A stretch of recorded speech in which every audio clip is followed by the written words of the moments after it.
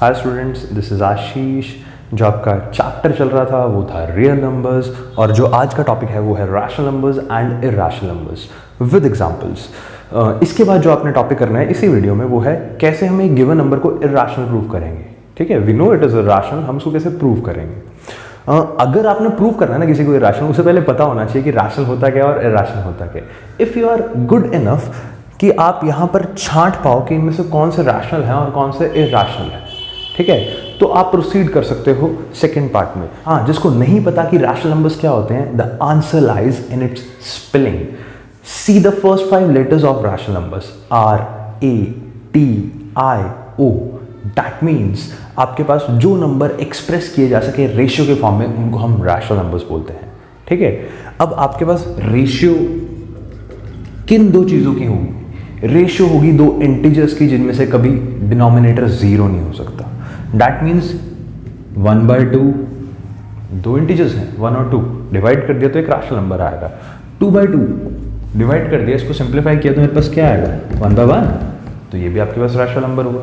ठीक है, ऐसी अगर मैं आपके सामने डिफरेंट एग्जांपल्स लूँ जिसमें दो इंटीजर्स लूँ, एक इंटीजर ऊपर एक इंटीजर नीचे, उन दोनों को डिवाइड कर दूँ, बट नीचे वाला कभी जीरो नहीं लेना। दैट मीन्स आप इस तरीके से 3/0 को रैशनल नंबर नहीं बोल सकते हो।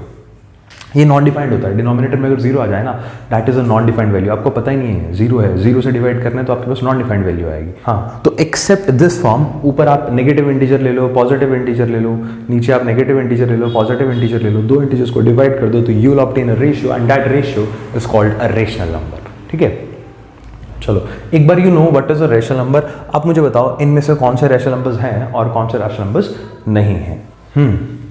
तो all those who have answered, let me tell it out कि आपके पास लेटेस्ट से मैं 2 से स्टार्ट करता हूँ। 2 से स्टार्ट करने में क्या मैं 2 को ऐसे नहीं लिख सकता? 2/1। अगर मैं 2/1 लिख सकता हूँ 2 को, डैट मीन्स ये रेशियो के फॉर्म में एक्सप्रेस किया जा सकता है, तो ये एक रेशनल नंबर है। 2 इज अ रेशनल नंबर। ऐसी 50 को आप एक्सप्रेस कर सकते हो 50/1। -1/2 ऑलरेडी आपके पास दो इंटीजर्स से डिवाइड करने के बाद ही ऑब्टेन हुआ है। -1 भी एक इंटीजर है, 2 भी एक इंटीजर है, दोनों को डिवाइड किया, सिंप्लीफाइड फॉर्म में लिख दिया, रेशनल नंबर तैयार। ऐसे ही इसके बाद -7 में भी आप कुछ ऐसे ही देख सकते हो। -7 को आपने 1 से डिवाइड किया है, -7 को 1 से डिवाइड करने के बाद भी एक रेशनल नंबर आएगा। Next 100, of course it is also a rational number. 0.5 एक डेसिमल रिप्रेजेंटेशन है, लेकिन मैं इसको ऐसे नहीं लिख सकता क्या 5/10। ऑल दोज जिन्होंने जूनियर क्लासेस में ये पढ़ा है उनको ये पता होगा कि अगर मैं 0.5 में से डेसिमल रिमूव करना चाहता हूं तो मुझे 10 से, दैट मीन्स 10 की पावर 1 से डिवाइड करना पड़ेगा।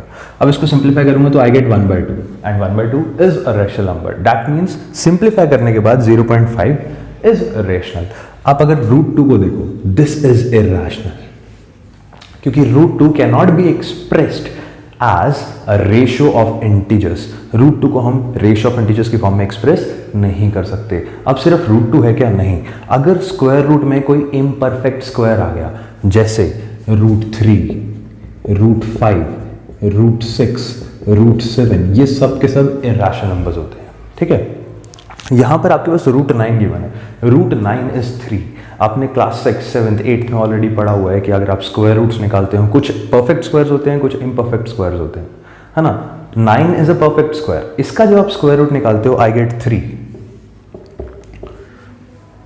अब अगर आप √9 निकाल सकते हो ना, it is a perfect square. Square root निकालने के बाद 3 आया। 3 can be presented in a ratio form. आप 3 को 3/1 लिख सकते हो, तो √9 तो आपके पास रेशनल हुआ। ऐसे ही 12/5 दो इंटीजर्स हैं, उनको डिवाइड करके आया, that means it can be expressed in the form of ratio, तो ये रेशनल नंबर हुआ। ऐसे ही 0। अब 0 पे बहुत लोग कंफ्यूज होते हैं कि रैशनल है इरैशनल है। 0 को आप जैसे मर्जी लिख सकते हो, 0/1 इज 0, 0/2 इज 0, तो ये इजीली एक्सप्रेस किया जा सकता है, बट ध्यान देना नीचे 0 मत लेना, ठीक है, बिकॉज वो फिर नॉन डिफाइंड फॉर्म चली जाएगी। 0/1, 0/2 और 0 is itself a rational number.